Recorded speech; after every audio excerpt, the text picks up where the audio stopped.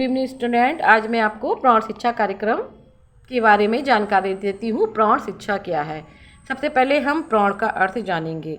प्रौढ़ वो व्यक्ति होते हैं जो 15 साल से 35 साल के बीच के व्यक्ति होते हैं, उनको हम प्रौढ़ के नाम से पुकारते हैं।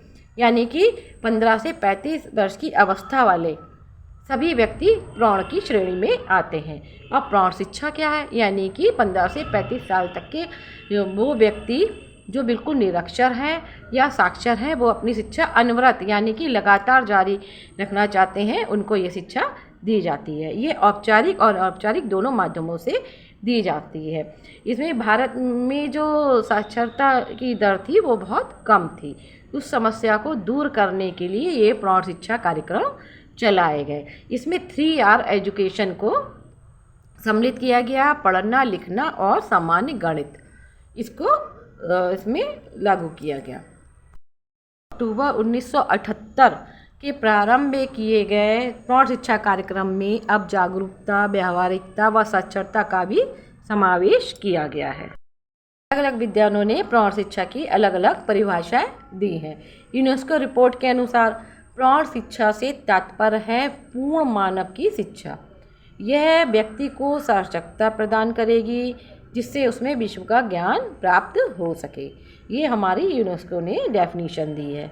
मॉर्गन, होम्स व बंडी ने भी इसी प्रकार की परिभाषा दी है। उन्होंने कहा है प्रौढ़ शिक्षा किसी नई बात को सीखने के लिए प्रौढ़ व्यक्ति द्वारा जानबूझकर किया जाने वाला प्रयास है।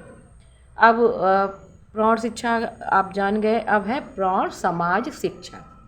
प्रौढ़ शिक्षा को ही हम प्रौढ़ समाज शिक्षा के नाम से जानते हैं। 1949 में केंद्रीय शिक्षा सलाहकार बोर्ड का अधिवेशन हुआ। इसमें मौलाना अबुल कलाम आज़ाद ने प्रौढ़ शिक्षा की नवीन धारणा का संदेश दिया। उसी समय से इस प्रौढ़ शिक्षा का नाम प्रौढ़ समाज शिक्षा रख दिया गया। यह प्रौढ़ शिक्षा समाज शिक्षा का ही हमारा विस्तृत रूप है। इसमें शिक्षा के सामाजिक पक्ष पर भी बल दिया गया है और व्यक्ति को समाज में क्रियात्मक रूप से भाग लेने की शिक्षा भी दी जाती है।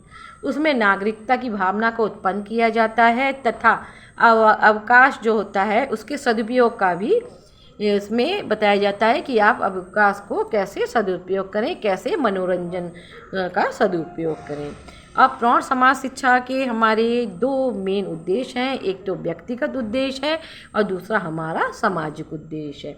व्यक्तिगत उद्देश्य में हमारे आ जाएंगे प्रौढ़ व्यक्तियों का मानसिक विकास करना, व्यावसायिक क्षमताओं का विकास करना, स्वास्थ्य की रक्षा के लिए उन्हें जागरूक करना, उनके सिद्धांतों से अवगत कराना, सफाई के बारे में जानकारी देना, विभिन्न प्रकार के रोगों के बारे में जानकारी देना, प्राथमिक उपचार के लिए जानकारी देना, संतुलित भोजन के लिए जानकारी देना, परिवार कल्याण की योजनाओं के लिए जानकारी देना, ये सब हमारा व्यक्तिगत उद्देश्य के अंतर्गत आता है।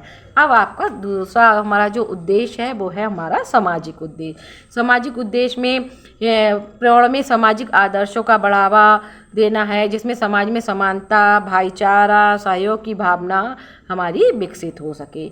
इसका है समाज में प्रगति में पिछड़े व्यक्ति हैं उन्हें समाज के साथ चलने के योग बनाना है, सभी वर्गों के कदम से कदम मिलाकर चलने के योग बनाना है।